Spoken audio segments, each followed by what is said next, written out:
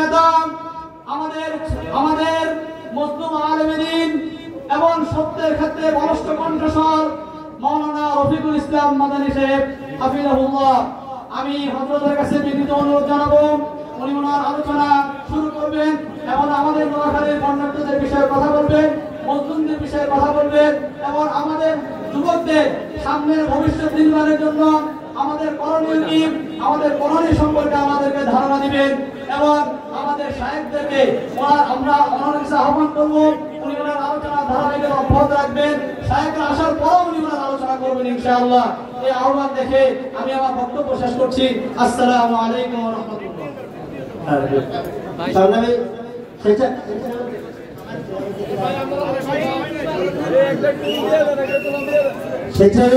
যেখানে আছেন আপনারা প্রত্যেকে রেজিস্টার অবস্থান নেন, প্রত্যেকে রেজিস্টার চলে যান। অনেক স্বেচ্ছাসেবক জায়গার মতো নেই। আমাদের যারা ক্যামেরাম্যান আছেন তারা ক্যামেরাগুলো দিয়ে দিতে ক্যামেরা উপরে বসে যায়, আমাদের কিছু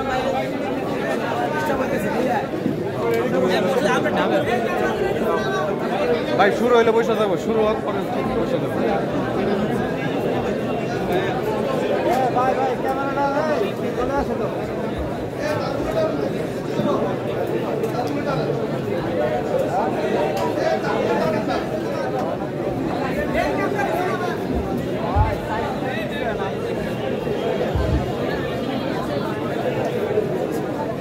ভাই তাড়াতাড়ি শেষ করে বসেন।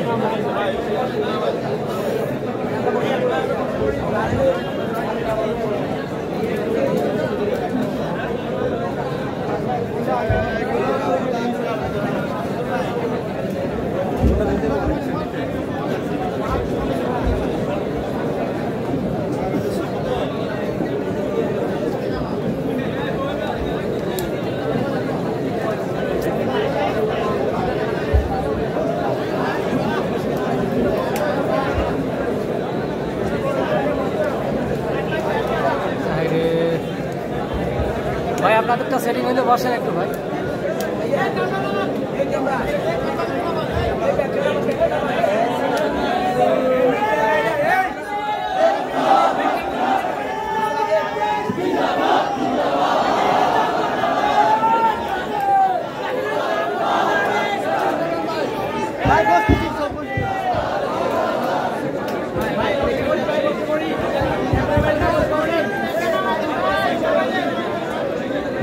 السلام عليكم ورحمة الله وبركاته. إن الحمد لله نحمده ونستعينه ونستغفره ونؤمن به ونتوكل عليه ونعوذ بالله من شرور أنفسنا ومن سيئات أعمالنا. من يهده الله فلا مضل له ومن يضلل فلا هادي له.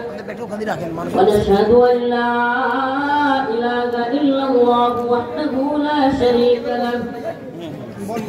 أما بعد فقد قال الله تبارك وتعالى في كلامه المجيد وفرقانه الحميد. أعوذ بالله من الشيطان الرجيم. بسم الله الرحمن الرحيم. لتجدن أشد الناس عداوة للذين آمنوا اليهود والذين أشركوا. صدق الله مولانا العظيم وصدق رسوله النبي الكريم ونحن على ذلك من الشاهدين والشاكرين والحمد لله رب العالمين. নোয়াখালী জেলা হেফাজতের উদ্যোগে আয়োজিত আজকের এই বন্যার্তদের পুনর্বাসন উপলক্ষে দোয়া ও আলোচনা সভা সম্মানিত সভাপতি নোয়াখালীর আলেমদের সেরতাজ নোয়াখালী জেলা হেফাজতের আমির হযরতুল আল্লাম মাওলানা নিজামউদ্দিন সাহেব হাফিজাহুল্লাহ উপস্থিত আছেন। আজকের এই প্রোগ্রামের মধ্যমণি 1 বছর 2 বছর মাস 2 মাস, একদিন 2 দিন নয়, 14 থেকে 15টি বছর জালেম হাসিনার নির্যাতনের শিকার হয়ে 14-15টি বছর কারাগারের বদ্ধ কুঠুরিতে কাটানো তাওহীদের মুয়াজ্জিন শাইখুল হাদিস আল্লামা জসিমউদ্দিন রহমানী হাফিজাহুল্লাহ পথে আছেন উম্মার দরদি রাহবার, উম্মার জন্য যার মন কাঁদে, সব সময় যার মধ্যে উম্মার ফিকির দেখতে পাই, শাইখুনা হারুন ইজহার হাফিজাহুল্লাহ। আমি যে মানুষটির মধ্যে আকাবির ও আসলাফদের সাহাবায়ে কেরামের নমুনা দেখতে পাই, পথে আছেন প্রিয় ভাই মুফতি মাহমুদ হাসান গরবি হাফিজাহুল্লাহ। আরো উলামায়ে কেরাম, হেফাজতের শীর্ষ নেতৃবৃন্দ আপনাদের এখানে উপস্থিত হওয়ার জন্য আসতেছেন। লাকসাম বের হয়েছেন চট্টগ্রামের কৃতি সন্তান, হেফাজত গড়ার কারিগর, নৈপথ্যের কারিগর হযরতুল আল্লাম মাওলানা মীর ইদ্রিস হাফিজাহুল্লাহ। আমাদের সকলকে এখানে উপস্থিত হওয়ার জন্য রব্বে কাবা তৌফিক দান করেছেন। ওনারা আসতেছেন, আমরা ওনাদের মুখ থেকে গুরুত্বপূর্ণ কথা শুনবো। সেজন্য রব্বে কাবার দরবারে প্রথমে কালিমাতুশ শুকর আদায় করে বলি আলহামদুলিল্লাহ। প্রিয় উপস্থিতি, আলোচনার বিষয় নির্ধারণ করা হয়েছে বরদাত্তদের পুনর্বাসন। আমি আয়াতে কারিমা তিলাওয়াত করেছি, মুসলমানদের শত্রু, মুসলমানদের কঠিন শত্রু। আল্লাহ পাক বলছেন কোরআনে, দুটার মধ্যে কি মিল? আলোচনা সভা নির্ধারণ করা হয়েছে বর্ণাঢ্যদের পুনর্বাসন, আর আমি আয়াত কারিমা তিলাওয়াত করেছি ইসলামের শত্রু কারা। অনেকে মিল খুঁজে পাবেন না, আমি বলবো এটার মধ্যে অনেক বড় মিল আছে। দয়া করে কেউ যদি এইদিকে না এসে ওইদিকে বসলে মনে হয় ভালো হবে, মনে কিছু নিও না, কারণ এখানে আসলে মঞ্চে এটা কাপাকাপি শুরু হয় এবং মনে কিছু নিয়েন না, ওই দিক থেকে একটা রাস্তা করলে আমার মনে ভালো হবে। প্রিয় হাজিরিন, আবারও বলতেছিলাম আলোচনার বিষয়বস্তু আজকে নির্ধারণ করা হয়েছে বর্ণাঢ্যদের পুনর্বাসন, কিন্তু আমি আয়াতে কারিমা তিলাওয়াত করেছি লাতাজিদান্না আশাদ্দান নাস আদাওয়াতাল লিল্লাযীনা আমানুল ইয়াহুদ ওয়াল্লাযীনা আশরাকু। মুমিনদের কঠিন শত্রু রূপে আল্লাহ পাক বলেছেন আশাদ্দান নাস, মানুষদের মধ্য থেকে তোমরা পাবে শত্রুতা হিসেবে, তোমরা দেখবে ইহুদি এবং মুশরিকদের। আলোচনার বিষয় বর্ণাঢ্যদের, আমি আয়াতে কারিমা তিলাওয়াত করেছি মুসলমানদের শত্রু। কেউ কেউ এটার মধ্যে যোগসূত্র খুঁজে না পেলেও আমি বলবো অনেক বড় যোগসূত্র রয়েছে। আজকের এই নোয়াখালী এবং ফেনী কিংবা এই অঞ্চলের বন্যার পিছনে কর্তৃত্ববাদী, হিন্দুত্ববাদী, ব্রাহ্মণ্যবাদী, অখণ্ড ভারতের শত্রু দেখা সেই গুজরাটের কসাই মোদী সরকারের প্রাণ রয়েছে। অতএব বর্ণাঢ্যদের কথা বলতে গেলে প্রথমেই বলতে হবে এই ব্রাহ্মণ্যবাদী, হিন্দুত্ববাদী, এই জালেম অখণ্ড ভারতের স্বপ্ন দেখা, রাম রাজত্ব কায়েমের স্বপ্ন দেখায় হিন্দুত্ববাদী, ব্রাহ্মণ্যবাদী, তাগুতি শক্তি এই ইন্ডিয়ার বিরুদ্ধে। আমার আলোচনার বিষয় খুবই সংক্ষিপ্ত, লম্বা করার সুযোগ নেই। হুজুররা চলে আসতেছেন, নামাজের পরে ওনারা আলোচনা করবেন। আমরা নামাজের বিরতির মধ্যে যাব অল্প কিছুক্ষণের মধ্যে। প্রিয় হাজিরিন, আজকে এই যে ফেনী নোয়াখালী অঞ্চলের বন্যা, এই বন্যার পিছনে আওয়ামী লীগ গভর্নমেন্ট যখন ক্ষমতায় ছিল বারবার আমাদেরকে বোঝানোর চেষ্টা করা হয়েছে কিশোরগঞ্জে রাষ্ট্রপতির এলাকায় যাওয়ার জন্য একটা বাঁধ নির্মাণ করা হয়েছে, এজন্য এই বন্যা হয়। মিডিয়া বুঝাইছে তীব্র বৃষ্টির কারণে বন্যা হয়। কোন কোন মিডিয়া এভাবে লিখতো উজান থেকে নেমে আসা পানির কারণে বন্যা হচ্ছে। একটা ভারতের নাম লিখতে সাহস করে নাই। এখনো পর্যন্ত মিডিয়া ভারতের নাম লিখতে সাহস করে না। লিখতে সাহস করে না নাকি চাটুকারিতা করে? চাটুকারিতা করে। ও প্রিয় মুসলিম উম্মাহ, ও নোয়াখালীর মুসলমান, আমাদেরকে শত্রু মিত্র চিনতে হবে। আমাদের বন্ধু কারা, শত্রু কারা। আমাদেরকে কেউ কেউ রাজনীতি শিখায়, কেউ কেউ অর্থনীতি শিখাতে চায়, কেউ কেউ আমাদেরকে পররাষ্ট্রনীতি শিখাতে চায়, আমাদেরকে আর্থসামাজিক অবস্থান, অর্থনৈতিক অবস্থান বুঝে কথা বলতে বলে। আমি বলি শুনো, আমরা সব বিষয়ে রাজনীতি, অর্থনীতি, পররাষ্ট্রনীতি এগুলো বুঝে কথা বলবার চেষ্টা করি। কিন্তু যদি আমাদের সামনে ইস্যু চলে আসে ইসলামের, আমাদের সামনে যদি ইস্যু চলে আসে ঈমানের, আমাদের সামনে যদি প্রশ্ন চলে আসে রাসূলুল্লাহ সাল্লাল্লাহু আলাইহি ওয়াসাল্লামের, তখন আমরা রাজনীতি, অর্থনীতি, পররাষ্ট্রনীতি বুঝি না। এটা খুব ক্লিয়ার বুঝতে হবে। আমরা পররাষ্ট্রনীতি বুঝি, আমাদেরকে পররাষ্ট্রনীতি বোঝানোর দরকার নাই। আমরা পররাষ্ট্রনীতি বুঝি মানি, কিন্তু পররাষ্ট্রনীতির নামে নত জানু প্রভু এবং কৃতদাসের পররাষ্ট্রনীতি আমরা মানি না। আমরা আবার বলছি, আমরা যে প্রশ্নে ভারত বিরোধী, কিসের প্রশ্নে? ইসলাম প্রশ্নে, ঈমান প্রশ্নে, মুসলিমদের ভূখণ্ড ধ্বংস করার পায়তারার প্রশ্নে আমরা ভারত বিরোধী। একই প্রশ্নে আমরা আমেরিকার বিরোধী। এটা খুব ভালোভাবে বুঝতে হবে। আওয়ামী লীগ গভর্নমেন্ট ক্ষমতায় থাকাকালীন আপনারা দেখেছেন নূপুর শর্মা ভারতে বসে রাসূলুল্লাহ সাল্লাল্লাহু আলাইহি ওয়াসাল্লামকে নিয়ে কটূক্তি করেছিল। এ বাংলার মুসলমান আলেম সমাজ গ্রেফতার হওয়ার পরেও সাধারণ জেনারেল শিক্ষিত নটর ডেম কলেজের ছাত্ররা, রাজশাহী বিশ্ববিদ্যালয়ের ছাত্ররা, বিভিন্ন কলেজ ভার্সিটি পড়ুয়া ছাত্ররা রাসূলুল্লাহ সাল্লাল্লাহু আলাইহি ওয়াসাল্লামের ভালোবাসায় রাজপথে তীব্র আন্দোলন গড়ে তুলেছিল। আপনারা দেখেছেন। আশ্চর্যের বিষয়, এক কুখ্যাত কুলাঙ্গার আব্দুস শয়তান, এটার নাম দিয়েছিল আব্দুল মোমেন। আমি বলি এটা আব্দুস শয়তান।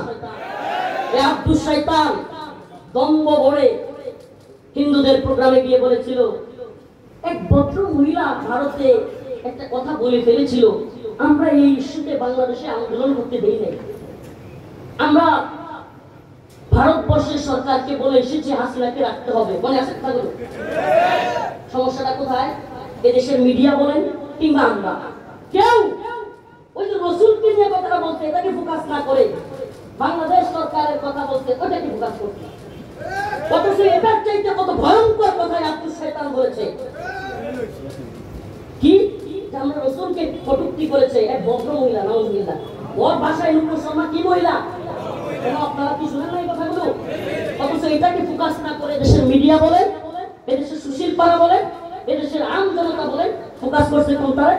আমরা ভারতবর্ষের সরকারকে বলে এসেছি। আমি কারাগারে থেকে আমার শুধু আফসোস হয়েছে, হাই হাই রসুলকে নিয়ে এত বড় দাম্ভিকপূর্ণ কথা বলেছে। এটাকে ওই সময় জুতা পিটা করে বাংলাদেশে, জুতা পিটা করে জাল দিয়া পিটায় বাংলাদেশ থেকে বাইরে করে। তো কি হলো? কথাটা কেন টানলাম? যখন দেখা গেল ফিলিস্তিনে ইসরায়েল আক্রমণ করলো, ছাত্রলীগ নামের সংগঠন আন্দোলন করে। কি সুন্দর রাজনীতি! ইসরায়েলের বিরোধিতা করলে আমেরিকার বিরোধিতা করা হয়। ফিলিস্তিন ইস্যুতে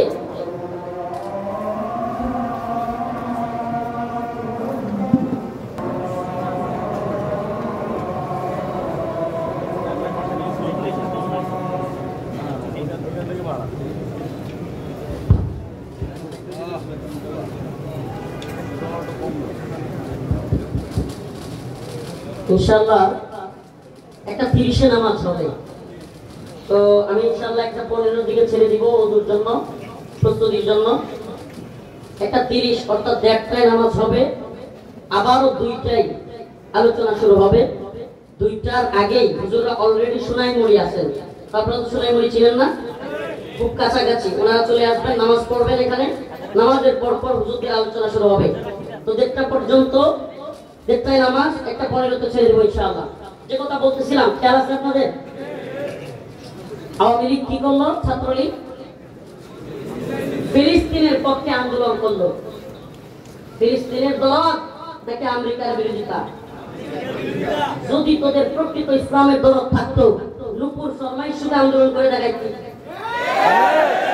কথা বলেন, নুপুর শর্মাই শুধু আন্দোলন করে দেখাইতি, বুঝতাম ইসলামের প্রতি দরদ আছে। এটা কথাই তো তিতা লাগবে, কিন্তু এটা বলে ফেলি। যদি আপনার ঈমান দলের ঈমান হয়, যদি দলের ঈমান আপনার ঈমান হয়, দলের ধর্ম আপনার ধর্ম হয়, নেতার ধর্ম আপনার ধর্ম হয়, নেতার ঈমান আপনার ঈমান হয়, তবে মনে রাখবেন আওয়ামী লীগ যেমন ভারতের দালালি করতে গিয়া, ভারত পিছিয়ে দেখাইতে গিয়া ইসলাম এবং ধর্মীয় ইস্যুতে ভারত বিরোধিতা করতে পারে নাই, নেতাদের অনুসরণ করে কর্মীরাও ভারত বিরোধিতা করে নাই, তেমনি ভাবে আগামী দিনে আমেরিকা ইস্যু আসলে আপনি বিএনপির লোক, আপনি আমেরিকার বিরোধিতা করতে পারবেন না। কথা ভালোভাবে বুঝবেন, খালি আমেরিকা ঘুষ দিবেন না। গণতান্ত্রিক রাজনৈতিক দলগুলোর এগুলোর অবস্থা মুদ্রায় পিটোপিট। আপনাদেরকে বলি, ইসলাম ইস্যুতে যদি আপনি সবকিছু উঠতে না পারেন, আপনি মুমিন নন, আপনার মধ্যে নিফাক আছে। ভালোভাবে বুঝবার চেষ্টা করেন। আওয়ামী লীগ ইসলাম ইস্যুতে, ঈমান ইস্যুতে ভারত বিরোধিতা করতে পারে নাই। নেতা নেত্রীরা ভারতের পাঁচাটা গোলামি করেছে, ভারতের প্রভু মেনে, ভারতকে প্রভু মেনে নিজেরা দাসত্বের ভূমিকায়, নিজেরা গোলামের ভূমিকায় অবতীর্ণ হয়েছিল। আমরা জানতে চাই, আজকে আপনি যারা বিএনপি দাবি করেন, আপনি বিএনপি করেন, আগামী দিনে আমেরিকা যদি, আমেরিকা তো ইসলামের সবচাইতে বড় শত্রু, সাপের মাথা। আমেরিকা হলো ইসলামের সবচাইতে বড় শত্রু, সাপের মাথা। এই যে সন্ত্রাস বিরোধী আইন নামে সাধারণ আলেমদেরকে, মুসলিমদেরকে হয়রানি করার এই আইন, এটা বানাইছে এই আমেরিকার এক কথা।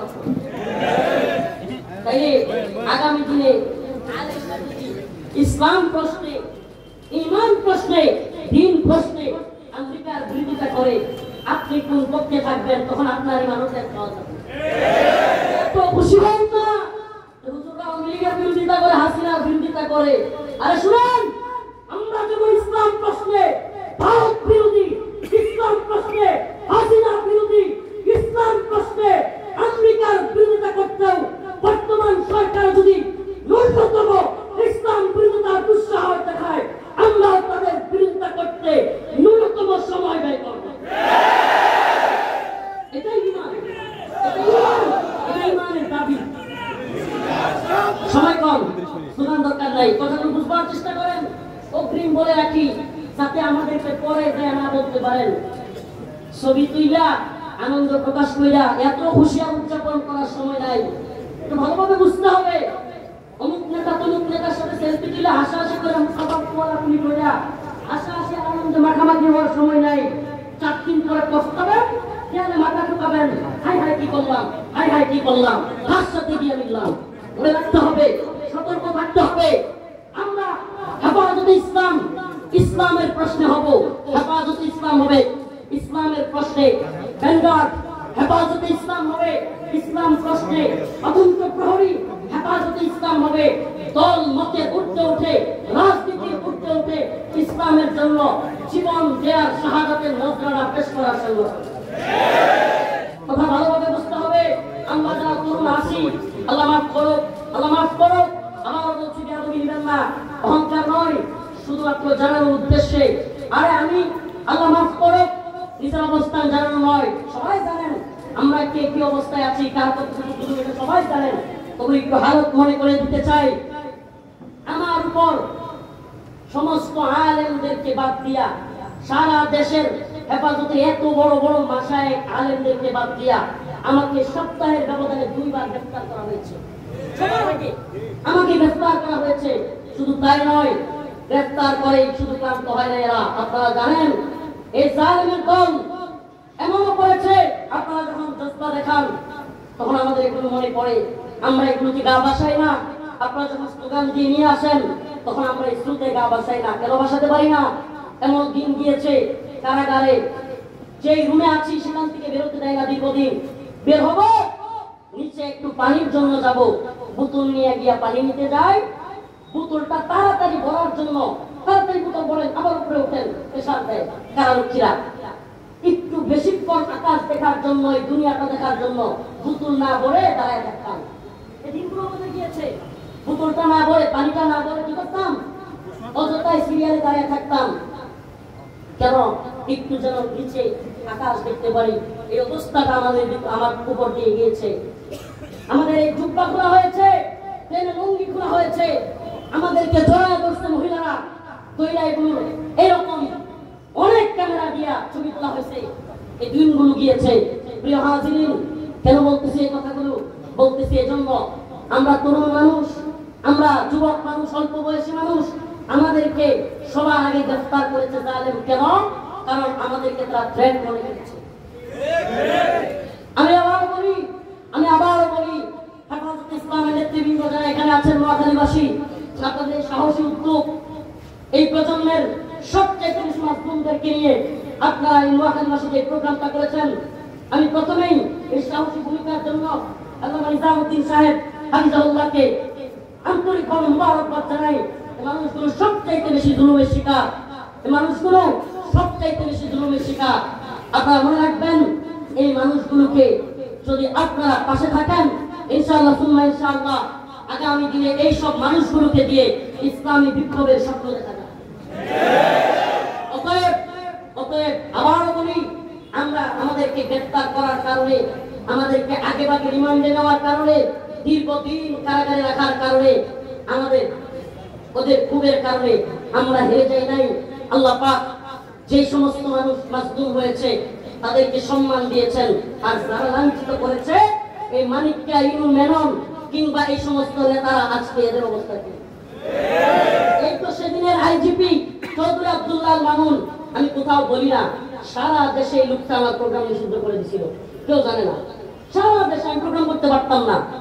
আল্লাহ কি কুদরত, এই দিনের ভিতরে এখন শুনি তার 2 দিন পর পর খালি রিমান্ডার। পারে কে? সুবহানাল্লাহ ওয়া বিহামদিহি ওয়াল আউয়াল ওয়াল আখির ওয়াস যাহির ওয়াল বাতিন। আল্লাহ প্রথম, আল্লাহ শেষ। ওয়াল্লাহুম্মা মালিকাল মুলক তুতিল মুলকা মান তাশা ওয়া তুইজ্জু মান তাশা ওয়া তুযিল্লু মান তাশা বিয়াদিকাল খায়র। আরে আল্লাহ সব, তাবারাকাল্লাযী বিয়াদিল মুলক ওয়া হুয়া আলা কুল্লি শাইইন কাদির। আরে যে রব সব পারে, সমস্ত ক্ষমতার মালিক যিনি, আমরা তার ক্ষমতায় বিশ্বাস করি। আওয়ামী লীগের কিংবা বিএনপির কিংবা ডক্টর ইউনূস সাহেবের ক্ষমতায়, আমেরিকা কিংবা ব্রিটেনের ক্ষমতায়, ভারতের ক্ষমতায় আমরা বিশ্বাস করি না। আমরা কার ক্ষমতায় বিশ্বাস করি? আর আল্লাহর ক্ষমতায় বিশ্বাস করা ব্যক্তিদেরকে ভয় দেখায় লাভ নাই। আল্লাহ কসম, এই জমিনে শাহাদাতের নজরানা পেশ করার জন্য হামেশাই আমরা প্রস্তুত, কিন্তু কোন দলকে ইসলাম বিরোধী এজেন্ডা বাস্তবায়ন করবার জন্য দিব না। আমরা আপনাদের পাশে আছি, ভারত বিরোধিতাই। মনে রাখবেন, আপনিও ঢাকা যাবেন, আমিও ঢাকা যাব, সমস্যা কি? একসাথে যাই, আপনি আরেক দলের হন, এতে সমস্যা নাই। আপনি ঢাকা যাবেন, আমি ঢাকা যাব, আপনি কুমিল্লা পর্যন্ত যাবেন। আচ্ছা আসেন, কুমিল্লা পর্যন্ত তুই শক্তিশালী হইলাম, এর রাজনীতি আমরা বুঝি, আছি, কিন্তু ভারতের বন্ধু হওয়ার চেষ্টা করবেন, আপনার সাথে আমরা নাই। মনে রাখবেন, ভারতের সাথে পিরিত দেখায় ক্ষমতায় আসার চেষ্টা করবেন। হ্যাঁ, এটা আপনি যেমন মাথায় তুলতে পারে, আসারও দিতে পারে। হুট করে আসার কে পরে যাবেন, হাইরে কি হলো, জনপ্রিয়তার বেলুন হুট করে দেখবেন ফুটা হয়ে গেছে। সাবধান, সাবধান, এ জাতি শত্রু মিত্র ছিল, শত্রু মিত্র চিনবার চেষ্টা করো। আমাদের বর্তমান পৃথিবীতে মুসলিমদের কিংবা এই ভারত উপমহাদেশের কিংবা বিশেষ করে বললে বাংলাদেশের সবচেয়ে বড় শত্রু হিন্দুত্ববাদী সরকার। এটা ভালোভাবে মাথায় ঢুকাইতে হবে, আমাদেরকে ভালোভাবে ঢুকাতে হবে। হেফাজতে ইসলামের কেন্দ্রীয় নেতৃবৃন্দ, ওনাদের কাছে যদি আমার এই পয়গাম পৌঁছায়, বিনীতভাবে বলবো, আমরা আপনাদেরকে ভালোবাসি আল্লাহর জন্য। আল্লাহ, আমরা আপনাদেরকে ভালোবাসি আল্লাহর জন্য, কিন্তু দিন ঈমানের বিরুদ্ধে গিয়ে, তথাকথিত গণতান্ত্রিক রাজনীতি করতে গিয়ে, ঈমান, দিন এগুলোর সাথে আপোষ করবেন, আপুষ্কামী হবেন, আমরা আপনাদের পাশে দাঁড়াই। তরুণ প্রজন্ম আপনাদের পাশে পাবেন না, লিখে রাখেন, পাবেন না। তরুণ প্রজন্ম আপনাদের পাশে আছে যতক্ষণ আপনারা জুলুমের বিরুদ্ধে, যতক্ষণ আপনারা ইসলাম প্রশ্নে ভারত আমেরিকার বিরুদ্ধে। আমাদের বর্তমান নতুন সরকারের বিশেষ সহকারী ভালোই উল্টাপাল্টা কথা বলা শুরু করছে। আমরা শুনতেছি, দেখতেছি। আমরা এক্ষুনি আপনাদের বিরুদ্ধে যেতে চাই না, আমরা কখনো যেতে চাই না। যদি ভারত প্রশ্নে, আমেরিকা প্রশ্নে, ইসলাম প্রশ্নে আপনারা যদি আমাদের সাথে থাকেন, আমরা আপনাদের সাথে থাকতে সমস্যা নেই। কিন্তু একটা কথা মনে রাখবেন, এটা কথা মনে রাখবেন, ভারত প্রশ্নে কিংবা ইসলাম প্রশ্নে ন্যূনতম ছাড় দিতে আমরা প্রস্তুত নই। আমরা সব কিছুতে ছাড় দিব, রাজনীতি বুঝি, অর্থনীতি বুঝি, দেশের অবস্থান বুঝি, আমরা আমাদের অবস্থানও বুঝি, আমাদের পায়ের তলার মাটি কতানি শক্ত কতটুকু এটাও বুঝি। এটা না বুঝতে 32 মাস কারাগারে থেকে, দিনের পর দিন রিমান্ডে থেকে, এখনো যদি এগুলো না বুঝি কবে বুঝবো? আমরা এগুলো বুঝি, জানি। অতএব আমরা জানা বোঝার বাইরেও কিছু করি, এটা আল্লাহর শক্তিতে। সুবহানাল্লাহ। কার শক্তিতে? এটা আল্লাহর শক্তিতে করি। আবারও বলি, হেফাজতে আলেমদেরকে বলি, আমরা আপনাদেরকে ভালোবাসি, কিন্তু আপোষকামী হয়েন না। আমরা আপনাদেরকে ভালোবাসি। মর্দে মুজাহিদ মাজলুম আলেমদেরকে জঙ্গি, মানহাজি, ওই আমেরিকা রেন কর্পোরেশনের ভাষায়, আওয়ামী লীগ হাসিনার ভাষায়, ভারতের ভাষায় মানহাজি, জঙ্গি বলে এই মর্দে মুজাহিদ মাজলুম আলেমদেরকে ট্যাগ দিয়েন না। মনে রাখবেন, মনে রাখবেন, এ জাতি মাজলুম আলেমদের পাশে ছিল, আছে। এ জাতি উম্মার জন্য যারা কাজ করে, উম্মার জন্য যারা পিতা, এদের পাশে থাকবে। কিছুদিনের মধ্যে দেখবেন, হায় হায়, মুফতি ফয়জুল্লাহ সাহেবের অবস্থা আর আমার অবস্থা তো পার্থক্য নাই। কাহিনী কি? কাহিনী কি? কাজ যদি মুফতি ফয়জুল্লাহ সাহেবের হয়, আপনার পিছন ছেড়ে দিবে যুবকরা। কাজ যদি মুফতি আমিন রহমাতুল্লাহ আলাইহি হয়, আপনার পাশে যুবকরা থাকবে। কাজ যদি মর্দে মুজাহিদদের হয়, তাহলে আপনাদের পাশে যুবকদেরকে পাবেন, তরুণদেরকে পাবেন। প্রিয় উপস্থিতি, আজকে যারা মনে করেন আমি যে কথা বলার জন্যই আয়াতে কারিমা তিলাওয়াত করেছি, ভারত প্রশ্নে এই যে নোয়াখালী ফেনীর বন্যা, এটা কি জন্য? ভারতের জন্য। এক কথায়, এটা কি জন্য? ভারতের জন্য। এই দেশে এত পরিমাণ বৃষ্টি হওয়া লাগে না, বন্যা হয়ে যায়, আমাদেরকে, আমাদের মানুষদেরকে ভাষায় নিয়ে যায় এরা। আর এদের সাথে আমাদের বন্ধুত্ব থাকতে পারে? কথা বলে থাকতে পারে? এটা খুব স্পষ্ট বুঝতে হবে। আর এই হাসিনা সরকার কেন চলে গেল, দুইটা কথাই বলি শুরু, জাস্ট দুইটা কথাই। আল্লামা দিলওয়ার হোসেন সাইদি রাহিমাহুল্লাহ যখন জীবিত ছিল, এদেশের আলেম সমাজের অনেকেই তার বিরোধিতা করেছে, করছিল করে, এমনকি তাকে নিয়ে কটূক্তি পর্যন্ত করেছে। আল্লাহর কি কুদরত, এই আল্লাহ বান্দা চলে গেছে, সাথে সাথে ওনার মিছিল শুরু হয়ে গেছে, ওনার পক্ষে সাফাই দেওয়া শুরু হয়ে গেছে। আশ্চর্যের বিষয়, এই জাতির একটা আশ্চর্য লাগে আমার এই বিষয়। আজকে মাসুম আল্লামা জসিমউদ্দিন রহমানী হাফিজাহুল্লাহ বেঁচে আছে, কিছু কীটপতঙ্গের দল কুচাকুচি আর এই মানুষটাকে বিভিন্ন ট্যাগ দিতে ব্যস্ত। দেখবেন এই মানুষটাও আমাদের মধ্য থেকে চলে যাক, এরাই দেখবেন হায় আফসোস করে। এবারে আমাদের কোনো একটা কথা কয়, থাকতে মিলাই খা না, মরলে মিলাই ওই জায়গাতে দেয়। থাকতে মিলাই খা না, মরলে মিলাই, এই অবস্থা যেন না হয়। সাইদি রাহিমাহুল্লাহ বেঁচে ছিলেন, ওরে বাবা, প্রশ্ন আর প্রশ্ন, এই সেই তমুক সুমুক। আরে বেটা, কথা ভালোভাবে বুঝেন, ওরা কাউকে রাজাকার, কাউকে জঙ্গি, কাউকে মৌলবাদী, নতুন শব্দ একটা বের করছে, কাউকে মানহাজি। আপনি মানহাজি মানহাজি বলেন, এত সহজ? আমি তো দেখতেছি উম্মার যুবকেরা এখন জিহাদ ফি সাবিলিল্লাহর জন্য তৈরি আছে। মানহাজি মানহাজি বলে ট্যাগ দিয়া জনপ্রিয়তা ধরে রাখবেন, আপনার জনপ্রিয়তার বেলুন ফুটুস করে দেখবেন শেষ। আপনার বেলুন দেখেন নাই? বেলুনের মধ্যে ছোট্ট একটা সুই দিয়া দেখবেন কোথা মারলে কি হয়, ফুস। তা আপনার এই উম্মার যুবকেরা এখন, এই উম্মার ছাত্ররা এখন দাওয়াত এবং জিহাদের ময়দানে অবতরণ হওয়ার জন্য তৈরি। আর এই যুবকদেরকে তন্ত্রমন্ত্রের লাড্ডু খাওয়াইবেন, লাঠি মারবে লাড্ডুর মধ্যে। এই যুবকেরা এই লাড্ডু খাইতে চায় না, শুরু করে খাওয়াইতে যান না, ভূমি করে আপনার শরীর মাথায় ফেলবে। সাবধান হয়ে যান, সাবধান হয়ে যান। আমি গণতান্ত্রিক রাজনৈতিক দল করা এই অবুজ দিনী ভাইদেরকে বলতে চাই, আপনাদের সাথে আমাদের শত্রুতা নাই। চেষ্টা তো করেছে অনেকে, আপনারা করবেন, করতে থাকেন, কিন্তু ব্যর্থ হবেন, মনে রাখবেন। পুরো পৃথিবীর 1 ইঞ্চি ভূখণ্ডে এই তন্ত্রমন্ত্রের ধ্বজাধারীদের মাধ্যমে, তন্ত্রমন্ত্রের মাধ্যমে, এই তন্ত্রমন্ত্রের জুটের মাধ্যমে পুরো পৃথিবীর 1 ইঞ্চি ভূমিতে ইসলাম বিজয়ী হয় না, হবে না। ইসলামী হুকুমত প্রতিষ্ঠিত হয় না, হবে না। অথচ দিকে দিকে আমরা দেখতে পাই দাওয়া এবং জিহাদের মাধ্যমে আফগান, মালি, সোমালিয়া, ইয়েমেন বিভিন্ন জায়গায় ইসলাম বিজয়ী হয়েছে। আমার বক্তব্য মোটামুটি এখানে শেষ। যে কথাটা বলছিলাম, এই সরকার পতনের পিছনে 2টা কারণ সবচেয়ে জরুরি, এটা বুঝা। এক হলো সাইদি রহিমাহুল্লাহকে এই সরকার কেউ কেউ বলেন হত্যা করছে। কি করছে? এই সাইদি রহিমাহুল্লাহর খুব এবং 2013 সালের শাপলার খুব সারা দেশের তরুণ প্রজন্মের মধ্যে বাউন্ডের মতো কাজ করছে। আপনি না বুঝলে আমার কিছু করার নাই।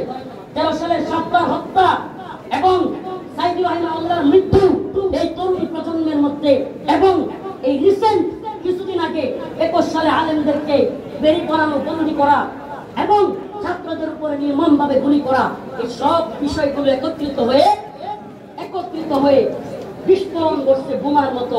হাসিনার তখতে তাউস খানখান হয়ে গিয়েছে। আখেরি কথা বলে যাই, আপনাদের এলাকার সন্তান, ভুলে যায় না ছেলেটাকে, এনামুল হাসান ফারুকী, আমাদের প্রিয় ভাই এনামুল হাসান ফারুকী, আল্লামা জুনায়েদ বাবনগরী রাহিমাহুল্লাহ বিশ্বস্ত সহচর, আপনাদের নোয়াখালীর সন্তান। এই ভাইটা বড় অসুস্থ, লক্ষ লক্ষ টাকা প্রত্যেকটা থেরাপিতে লাগতেছে, কণ্ঠ চেঞ্জ হয়ে গিয়েছে, মাথার চুল পড়ে গিয়েছে। জালেম হাসিনার রিমান্ডে থাকতে থাকতে এই ভাইটা আজকে গলা, মাথা, তারপরে নাভি, যৌনাঙ্গ সব কিছু আজকে অগোচর অবস্থায় চলে গিয়েছে। এই ভাইটার খেয়াল রাখবেন। আপনাদেরকে আলেমদেরকে বলবো, নোয়াখালীর আলেম সমাজ, আপনারা ফান্ড কালেকশন করেন, প্রত্যেকদিন লক্ষ লক্ষ টাকা খরচ হচ্ছে। এই ভাইটার গত রাত্রে প্রায় আধা ঘন্টা কথা বলেছি, এই ভাইটার খেয়াল রাখবেন। আপনারা ফান্ড তৈরি করেন, বাংলাদেশের মানুষের পাশে দাঁড়ানো যেমন দরকার, এই মাজলুম আজকে চেন্নাইয়ের হসপিটালে ভর্তি, তার পিছনে দাঁড়ানো আমাদের জন্য ওয়াজিব। অতএব এই মাজলুম মানুষটার সাথে আমরা পাশে থাকবো, তার সুস্থতার জন্য দোয়া করব, আর্থিকভাবে সহযোগিতা করব। এখন নামাজের বিরতির পর ইনশাআল্লাহ 1টায় নামাজের পর 2টার দিকে ইনশাআল্লাহ আমাদের একে একে মাজলুম মর্দে মুজাহিদরা, দিনের অতন্ত্র প্রহরীরা বক্তব্য রাখবেন। আপনারা সবাই নামাজের পরে বসে যাবেন। নাসরুম মিনাল্লাহ। আসসালামু আলাইকুম ওয়া রাহমাতুল্লাহি ওয়া বারাকাতুহু।